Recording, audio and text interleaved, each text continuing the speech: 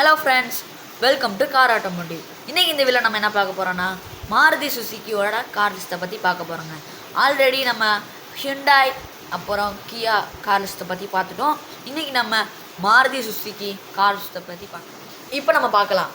நம்ம மாருதிட்ட நிறைய கார்ஸ் இருக்குங்க. அதான் mostly India's first manufacture in India. Car manufacture in Indiana Maruti Suzuki தான் ஃபஸ்ட்டு மேனுஃபேக்சர் இன் இந்தியா. அப்புறம் மாருதி சுசுக்கியில் நிறைய கார் இருக்குங்க. அதனால் தட் நம்ம ஒரு 2 கார் நம்ம ஸ்கிப் பண்ணுறோங்க. ஈகோ அப்புறம் ஆல்டோங்க, ஓகேவா? அதை தவிர எல்லா காசுமே நம்ம சொல்லுவோங்க.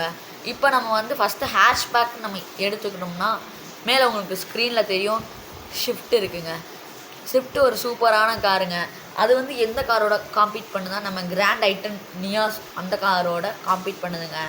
ஆனால் இதுக்கு முன்னாடி ஒரு ஷிஃப்ட் இருந்துச்சுல 2023 ஷிஃப்ட்டு, அது நல்லா சேல் ஆச்சுங்க. ஏன்னா அதில் 4 சிலிண்டர் அப்புறம் இன்ஜின் பவர் எல்லாமே சூப்பராக இருந்துச்சு, ஃபீச்சர்ஸ் சூப்பராக இருந்துச்சு. இப்போ ரீசெண்டாக ஃபேஸ் லிஃப்ட் ஒன்று கொடுத்தாங்கல்ல 2024 மாருதி சுசுக்கி ஷிஃப்ட்டுக்கு ஒரு ஃபேஸ் லிஃப்ட்டு. அதில் என்ன ஆச்சுன்னா அவங்க 3 சிலிண்டர் இன்ஜின் தான் கொடுத்துருக்காங்க. 4 சிலிண்டரை தூக்கிட்டு 3 சிலிண்டர் இன்ஜின் கொடுத்துருக்காங்க. அப்புறம் 88 பிஹெச்பி பவர்லேருந்து 80 பிஹெச்கே கொண்டு வந்துட்டாங்க. ரொம்ப கம்மியாக எல்லாம் பண்ணிட்டாங்க. அதனால நம்மளுக்கு ஃபியூச்சர்ஸும் அவ்வளோ ஆட் ஆன மாதிரி தெரில. அதே மாதிரி தான் இருக்குது. பட் இது அவங்க இன்ஜின் பவர் அப்புறம் அந்த 4 சிலிண்டர்லேருந்து 3 சிலிண்டர் எல்லாமே அவங்க ரெடியூஸ் பண்ணிட்டாங்கங்க. இப்போ இதுக்கடுத்து நம்ம பார்க்க போகிறது ப்ரீமியம் ஹேட்ச்பேக்குங்க. ஆல்ரெடி நம்ம பார்த்தாச்சு. ஹேட்ச்பேக்கில் பட்ஜெட் ஹேட்ச்பேக் இருக்குது, அப்புறம் ஸ்மால் ஹேட்ச்பேக் இருக்குது. இப்போ நம்ம பார்க்க போகிறது ப்ரீமியம் ஹேட்ச்பேக். ப்ரீமியம் ஹேட்ச்பேக்கில் மாருதியில் ஒன்று இருக்குங்க. அதுதான் நம்ம பெலினோங்க. பெலினோ சூப்பராக சேல் ஆகுது. பெலினோ எதோட காம்பீட் பண்ணுதுன்னா நம்ம ஹிண்டாய் i20, ஆல்ட்ராஸ் அப்புறம் கிளான்ஸா இதோடலாம் நம்ம பெலினோ காம்பீட் பண்ணுதுங்க. நம்ம பெலினோ ஒரு சூப்பர் பேக்கேஜ்.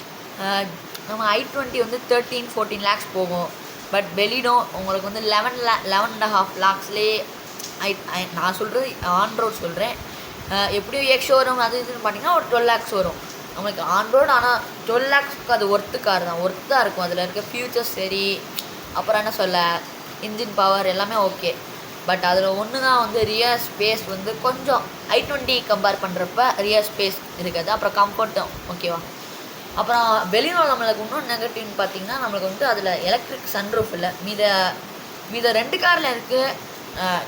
i20லேயும் இருக்குது, ஆல்ட்ராஸ்லேயும் இருக்குது. நம்ம இதில் கொடுக்கல. அவங்க கிளான்ஸாவும் சுசுக்கியும் பெலினோவும் ஒரே பிளாட்ஃபார்மில் தான் பில்ட் ஆனாங்க. ஏன்னா மாருதியும் டொயோட்டாவும் ஒரு டைப் வச்சுருக்காங்களே, அதனால் மாருதியில் இருக்கிற பிளாட்ஃபார்மில் தான் கிளான்ஸா பில்ட் பண்ணாங்க. இப்போ இதுக்கடுத்து நம்ம பார்க்க போகிறது காம்பேக்ட் எஸ்யூவிங்க. காம்பேக்ட் எஸ்யூவியில் நம்மகிட்ட மாருதியில் என்ன இருக்குன்னா ப்ரீஸா இருக்குங்க. ப்ரீஸா என்னென்ன காரோட காம்பீட் பண்ணுதுன்னா நம்ம நம்ம என்னென்ன இருக்குது, நம்ம வெனியோ 3XO அப்புறம் நம்ம நெக்ஸான் அந்த மாதிரி காரோடலாம் அது காம்பீட் பண்ணுதுங்க. எனிவேஸ் நம்ம ப்ரீஸா ஒரு நல்ல பேக்கேஜ்னு சொல்ல முடியாது. ஒய் பிகாஸ் அதில் பவர் ரொம்ப லீனியராக இருக்குங்க. எல்லா யூஸர்ஸுமே நான் கேள்விப்பட்ட வரையும் அவங்க எல்லாருமே என்ன சொன்னாங்கன்னா அதோட பவர் நமக்கு போதுமான அளவுக்கு இல்லை. ஏன்னு சொல்கிறேன்னா நம்ம இதோட கம்பேர் பண்ணலாம். நம்ம ஷிஃப்ட்டில் இருக்க பவர் கூட நம்ம ப்ரிஸாவில் இல்லை அப்படின்னு யூஸர்ஸ் சொல்கிறாங்க. அதனால் ப்ரிஸாவில் அப்புறம் என்னென்னா மித்தபடி ஃபியூச்சர்ஸ்லாம் ப்ரிஸாவில் ஓகேங்க, ஓரளவுக்கு இருக்குது, இல்லைன்னு சொல்ல முடியாது, ஃபுல் நிறையா இருக்குதுன்னு சொல்ல முடியாது. மாட்ரேட்டான ஃபியூச்சர்ஸ் நிறையாவே கொடுத்துருக்காங்க மாருதி. அதில் அந்த பட்ஜெட்டுக்கு என்ன கொடுக்கணுமோ அதை கொடுக்குறாங்க. ஆனால் ப்ரிஸா 16 லேக்ஸ் போகிறது கொஞ்சம் ஒரு ஓவர் ப்ரைஸ் மாதிரி தெரியுது மித்த காரோட கம்பேர் பண்ணுறப்ப. அதோட ஃபியூச்சர்ஸில் வெனியோ, சோனட் அதெல்லாம் அதை கம்பேர் பண்ணுறப்ப இது கொஞ்சம் கம்மியாக தாங்க இருக்குது, ஓகேவா? நான் அதில் நான் காம்பீட் பண்ணுறதுல வெனியோ சோனட்டை மறந்துட்டேன், அதனால் போகணும் அவங்கள்ட்ட சொல்லிட்டேன். இப்போ இதுக்கடுத்து நம்ம பார்க்க போகிறது மிட் சைஸ் எஸ்யூவில் உங்களுக்கே தெரியும் கிராண்ட் விட்டாரா. மாருதியில் உங்களுக்கு மேலே ஸ்க்ரீனில் தெரியும் கிராண்ட் விட்டாரா. அது எதோட காம்பீட் பண்ணுதுன்னா நம்ம ஹைரைடர், செல்டாஸ், கிரேட்டா இந்த காரோடலாம் காம்பீட் பண்ணுது. பட் எனிவேஸ் நம்ம மிட் சைஸ் எஸ்யூவில் ஃபஸ்ட்டு வர்றது Creta, second Seltos, third Grand Vitara. ஏன் கிராண்ட் விட்டாரோட சேல்ஸ் கொஞ்சம் கம்மியாக இருக்குன்னா அதில் இருக்க பவர் அது. ஆனால் அதில் என்ன நம்மளுக்கு ப்ளஸ் பாயிண்ட்னா ஒரு ஹைப்ரிட் இன்ஜினுங்க. ஹைப்ரிட்னால் உங்களுக்கு என்னென்னா இன்னொரு வீடியோ நான் அதுக்கு நான் க்ரியேட் பண்ணுவேன். ஹைப்ரிட் எப்படி ஒர்க் ஆகுது அதெல்லாம் வந்து ஒரு ஒரு ரியலாக காமிக்க மாட்டேன். ஒரு பிடிஎஃப் வச்சு நான் உங்களுக்கு வந்து அது ஹைப்ரிட் எப்படி ஒர்க் ஆகுது அதெல்லாம் நான் காமிப்பேன். இன்னொரு வீடியோ இன்னும் கொஞ்சம் நாளில் அது போடுவேன். இதில் ஒரு பாசிட்டிவ் வந்து ஹைப்ரிட் இன்ஜின் கொடுத்துருக்காங்க. அப்புறம் வந்து பேனரோமிக் சன்ரூஃப் இருக்குது. பேனரோமிக் சன்ரூஃபில் நம்மளுக்கு இப்போ கிரிட்டாவே எடுத்துக்கோங்க. கிரிட்டாவில் வந்து நம்ம ஃபுல்லாக ஓப்பன் பண்ணோம்னா அந்த சென்டர் பார்ட் இருக்குல்ல அது வரையும் தான் ஓப்பன் ஆகும். பட் கிராண்ட் விட்டாரால் மேக்ஸிமமாக சன்ரூஃப் ஃபுல்லாக ஓப்பன் ஆகிற மாதிரி இன்னும் கொஞ்சம் எவ்வளோ லீவ் இருக்குன்னா அந்த இவ்வளோ தான் இருக்கும், கொஞ்சம் இவ்வளோ தான் கேப் இருக்கும். அது வரையும் ஃபுல்லாமே சன்ரூஃப் ஓப்பன் பண்ணிட்டாங்க. அது ஒரு ப்ளஸ்ஸாக இருக்குது. அப்புறம் ஃபியூச்சர்ஸ் வந்து கிரிட்டாவை கம்பேர் பண்ணுறப்ப இது கொஞ்சம் கிரிட்டா அப்புறம் செல்டாஸ் அதை கம்பேர் பண்ணுறப்ப இது ரொம்ப கம்மியாக தாங்க இருக்குது. ஆடாஸ் லெவல் 2 அதெல்லாம் இல்லை. பட் ஐ திங்க் ஸோ இன்னும் ஃபேஸ் லிஃப்ட் அவங்க கொடுப்பாங்க. கொஞ்ச நாளில் ஃபேஸ் லிஃப்ட் வருதுன்னு சொல்கிறாங்க. பட் கொடுத்தா நல்லாயிருக்கும் காம்படிட்டரோட. அப்புறம் இதுக்கடுத்து நம்ம பார்க்குறது ஆஃப் ரோட். மாருதியில் ஆஃப் ரோடு என்ன இருக்குன்னா நம்ம ஜிம்னி இருக்குது. ஜிம்னியை பற்றி நான் சொல்லணும்னா நீங்கள் சார் ஜிம்னியை வந்து யாரும் வாங்க மாதிரியே தெரியல.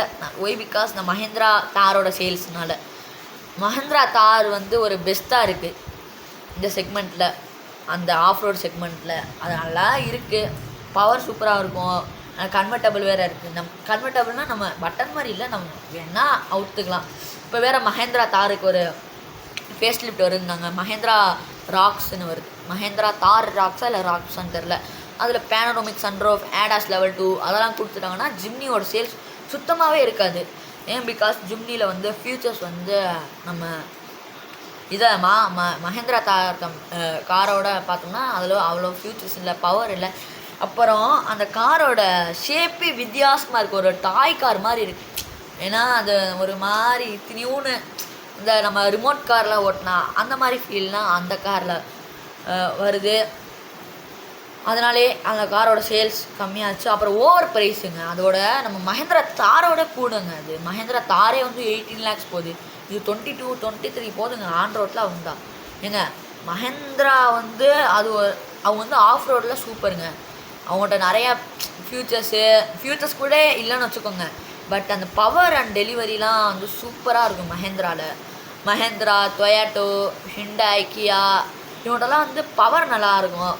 பட் இன்ஜின் ரிலையபிலிட்டின்னு பார்த்தீங்கன்னா கொஞ்சம் ஸ்ட்ரகிள் ஆகும். அந்த இடத்துல மாருதி இஸ் அ பெஸ்ட்டுங்க. மாருதியோட பாசிட்டிவ் வந்து நான் இதுக்கடுத்து நான் இப்போ சொல்லுவேன் நினைக்கிறேன். தட்ஸ் ஆல் அபவுட் மாருதின்னு நினைக்கிறேன். இதுக்கு மேலே கார் இருக்கா? இதுக்கு மேலே அவங்களோட கார் இல்லை. ஆனால் இப்போ இதுக்கடுத்து இது ஒரு கார் வருது மாருதியில். சாரி, ஐ ஃபர்காட்டட் தட் இக்னிஸ் வந்து அது வந்து எல்லோரும் வந்து எஸ்யூவின்றாங்க, ஹேட்ச்பேக்குன்றாங்க. ஓகே, நான் எடுத்துக்கிறது வந்து அது ஒரு கிராஸ் ஓவர்னே எடுத்துக்கிறேன். கிராஸ் ஓவரில் வந்து நம்மளை மாருதியில் 2 இருக்குங்க. Sorry, I have forgotten. Fronx இருக்குது, அப்புறம் இக்னிஸ் இருக்குது. ஃப்ராங்க்ஸ் அண்ட் இக்னிஸ் எதோட காம்பீட் பண்ணுதான் நம்ம எக்ஸ்டர் பஞ்ச் அந்த மாதிரி காரோட காம்பீட் பண்ணுதுங்க. That's all about Maruti. இப்போ மாருதியோட பாசிட்டிவ்ஸ் அண்ட் நெகட்டிவ்ஸ் பார்ப்போம். மாருதியில் உள்ள பாசிட்டிவ்ஸ்னு பார்த்தீங்கன்னா அவங்களோட இன்ஜின் ரிலையபிலிட்டி, அப்புறம் வந்து அவங்களோட மைலேஜ். பாசிட்டிவில் அவ்வளோதான். பாசிட்டிவில் இன்னொன்னா இப்போ நீங்கள் ஒரு கார் வாங்குறீங்க. இப்போ மேக்ஸிமம் 2024 நீங்கள் ஒரு கார் வாங்குறீங்க. நீங்கள் ஒரு 2030 வரையுமே இந்த காரை நீங்கள் வச்சுக்கணும். உங்களோட ஆசை இந்த காரை 30 வரையும் வச்சுக்கணும்.